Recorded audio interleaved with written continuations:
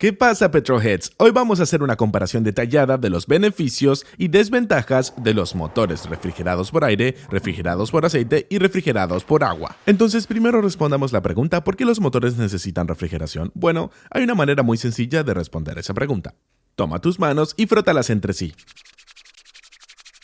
¿Sientes el calor? Bueno, ese calor es consecuencia de la fricción, que es solo una de las fuentes de calor dentro del motor. Pero con diferencia, la mayor fuente de fricción dentro del motor, hasta aproximadamente el 40% de la fricción total, es el deslizamiento de los anillos del pistón contra las paredes del cilindro. Cuanto más rápido frotas las manos, más fricción y calor generas, y lo mismo le sucede al motor. Cuanto más altas sean las revoluciones, más rápido viajarán los anillos del pistón contra la camisa del cilindro y más pasadas se completarán en un solo minuto, y cuanto más sean, más calor generan. Ahora bien, si este calor no se controla, por supuesto provocará un sobrecalentamiento del motor, lo que eventualmente provocará que se derrita, lo que obviamente distorsionará las piezas del motor y provocará una falla catastrófica del mismo. Entonces, ¿cómo controlamos todo este calor? Bueno, la respuesta más antigua y sencilla es utilizar el aire que ya está disponible en todas partes fuera del motor. Esto significa que los motores refrigerados por aire no necesitan ningún equipo de refrigeración adicional como líquidos, recipientes incómodos, mangueras o lo que sea. Los motores refrigerados por aire se enfrían simplemente estando en contacto con el aire circundante y transfiriendo su calor a este aire. Los motores refrigerados por aire se reconocen fácilmente por el mayor número de aletas en las culatas y a veces también en otras partes del motor. Estas aletas sirven para aumentar la superficie exterior del motor, sobre la cual puede pasar el aire y puede producirse el intercambio de calor.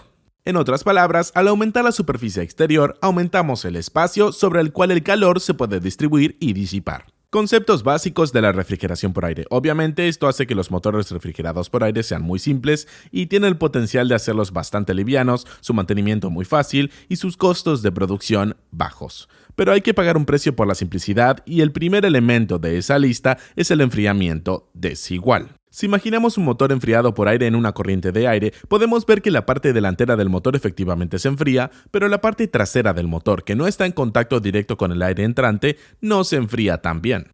Otro problema importante es que la refrigeración se reducirá considerablemente cuando el motor esté parado, lo que significa que los motores refrigerados por aire son susceptibles a sobrecalentarse si se atascan en el tráfico lento. Este problema puede solucionarse hasta cierto punto mediante la instalación de ventiladores, pero estos aumentan la complejidad y el coste de producción y también crean una carga parásita en el motor. Pero el principal problema con los motores enfriados por aire es que su capacidad de enfriamiento está inherentemente limitada, porque obviamente estamos limitados en la medida en que podemos aumentar la superficie exterior del motor con aletas. Y esta capacidad de enfriamiento limitada es una de las principales razones por la que los motores de aire normalmente necesitan funcionar con mezclas más ricas que los refrigerados por líquido. Ahora bien, funcionar rico se refiere a la relación aire-combustible dentro del motor, a 14.7 unidades de masa de aire por 1 unidad de masa de combustible. Se dice que el motor está funcionando con una relación estequiométrica aire-combustible. En teoría, al menos en esta relación aire-combustible, todo el aire y el combustible dentro del cilindro se consumen o queman durante el proceso de combustión,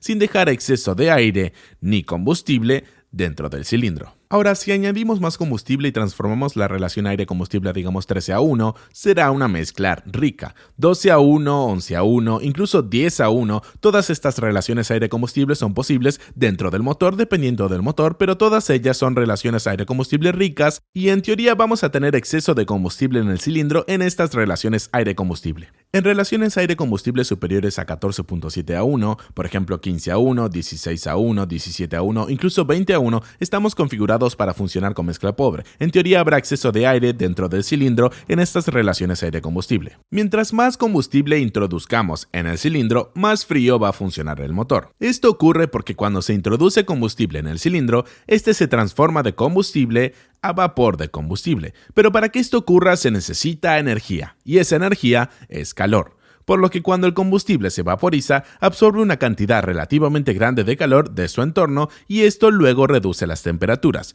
Esto se conoce como enfriamiento por evaporación y es el mismo principio básico detrás de la sudoración. Cuando tenemos calor, nuestro cuerpo suda y esto lo enfría, porque se requiere energía térmica para evaporar el sudor de nuestra piel. Y esa energía térmica es el exceso de calor que ya está presente dentro de nuestros cuerpos. Entonces, a medida que sudas, el calor corporal se expulsa para evaporar el sudor y eso te enfría. Los motores enfriados por aire dependen de un funcionamiento más rico que los motores enfriados por líquido, para garantizar que el motor no se sobrecaliente incluso cuando las temperaturas exteriores son altas y el vehículo está parado. Pero un funcionamiento más rico de lo necesario no solo reduce potencial de potencia, sino que también puede aumentar drásticamente las emisiones de hidrocarburos, que es una de las razones por la que los motores refrigerados por aire ya no están presentes en los automóviles. Otro hecho que contribuye al aumento de las emisiones es que los motores enfriados por aire generalmente requieren más tiempo para alcanzar la temperatura óptima de funcionamiento. Esto se debe a que su sistema de enfriamiento siempre está encendido, las aletas siempre están ahí y el aire siempre está alrededor del motor. No se pueden apagar cualquiera de estas cosas. Y es por eso que los motores enfriados por aire generalmente funcionan en frío por más tiempo después del arranque, lo que también aumenta las emisiones de hidrocarburos.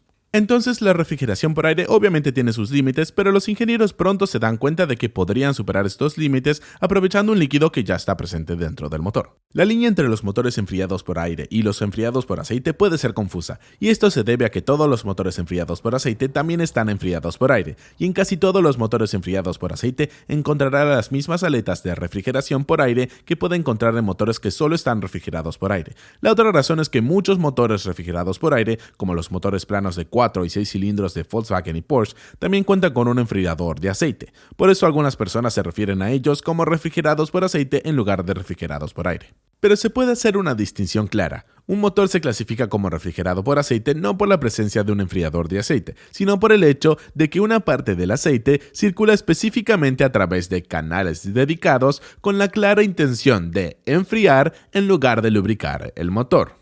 Una señal reveladora de un motor refrigerado por aceite será el aumento de la capacidad de aceite. Ahora bien, Suzuki ha fabricado uno de los ejemplos más conocidos de motores refrigerados por aceite durante muchos años, y se trata de motores que cuentan con SAX o Sistema de Refrigeración Avanzado Suzuki. Este sistema estaba presente en la GSX-R, así como en la GSF, Bandit, DR y otras motocicletas Suzuki. La mayor capacidad de aceite que revela su naturaleza refrigerada por aceite es muy obvia en estas máquinas. Por ejemplo, una GSX-R 750 de finales de los 80 necesita 4.7 litros de aceite para un cambio de aceite. En comparación con esto, una motocicleta de 750 centímetros cúbicos refrigerada únicamente por aire o por agua lleva notablemente menos aceite. Ahora, la bomba de aceite del sistema SAX tiene un diseño de doble cámara y doble rotor. Un lado de la bomba de aceite hace circular aceite a alta presión para garantizar la lubricación de los componentes internos del motor y evitar el contacto de metal con metal, pero el otro lado de la bomba hace circular aceite a baja presión pero en grandes volúmenes para garantizar una refrigeración óptima. El lado de enfriamiento tiene canales dedicados que pasan cerca de la cámara de combustión, la principal fuente de calor del motor, y la enfrían haciendo circular grandes volúmenes de aceite cerca de ella. Ahora, los canales de enfriamiento también cuentan con pequeños surcos que actúan como rompedores de la capa límite, evitando que se forme una capa límite de velocidad cero directamente sobre la superficie del canal de enfriamiento y reduciendo la eficacia del intercambio de calor.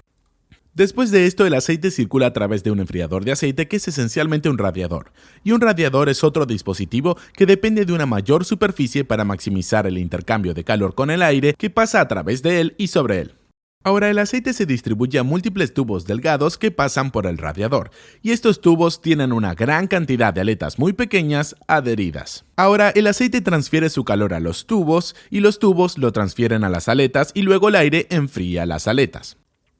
Viendo esto, se podría decir que todos los motores se enfrían por aire y que el líquido solo se utiliza para almacenar el calor y transportarlo desde la fuente hasta el radiador, por lo que el radiador puede instalarse en la corriente de aire, con lo que tampoco está limitado en el área de superficie que aumenta a través de aletas, lo que lleva a un enfriamiento uniforme en toda la superficie del radiador. Entonces, la refrigeración por aceite tiene la ventaja de poder circular por toda la cámara de combustión, quitar el calor directamente de la fuente y enfriar uniformemente todas las partes del motor. La desventaja es la presencia de un enfriador de aceite, lo que aumenta la complejidad y el costo de producción, pero la mayoría de los motores enfriados únicamente por aire también tienen un enfriador de aceite, por lo que la única desventaja real es el aumento de los costos de servicio debido al aumento de la capacidad de aceite. Pero hay otro inconveniente en el enfriamiento del aceite, y tiene que ver con la capacidad calorífica del aceite del motor. Ahora bien, el aceite de motor no utilizado tiene una capacidad calorífica media de unos 2 kilojulios por Kelvin, lo que significa que puede absorber 2 kilojulios de energía en forma de calor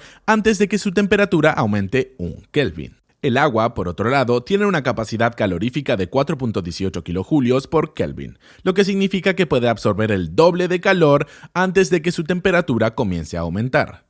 lo que la convierte en la solución ideal para enfriar motores y planeas hacer que tus motores generen mucho calor. Y eso es exactamente lo que están haciendo los motores modernos. Los motores modernos tienden a funcionar más cerca de la relación estequiométrica aire-combustible en muchas condiciones, para aumentar la eficiencia y reducir el consumo de combustible, pero cuando más cerca estamos de la relación estequiométrica, mayor es el calor generado por la combustión. Además, la inducción forzada en forma de turbocompresor o sobrealimentación está presente en muchos motores modernos y eso también aumenta el calor. Los motores modernos, especialmente los de alto rendimiento de las motocicletas, tienden a acelerar muy alto y esa es otra fuente de aumento de calor. Y todo esto, junto con las demandas cada vez mayores de potencia, eficiencia y emisiones reducidas, tiende a hacer que los motores modernos funcionen muy calientes y en la mayoría de los casos el aceite simplemente no es adecuado para absorber todo este calor generado por el motor. Y aquí es donde entra en juego la refrigeración por agua. El aceite ahora solo tiene un papel secundario y menor en la refrigeración del motor y la principal tarea de refrigeración corresponde al agua. El agua circula a través de canales dedicados alrededor del bloque del motor y en la culata, lo que significa que absorbe el calor de manera rápida y eficiente de todo el motor y lo enfría de manera uniforme. Ahora bien, el agua sola no circula por el motor, en realidad es una mezcla de agua y anticongelante.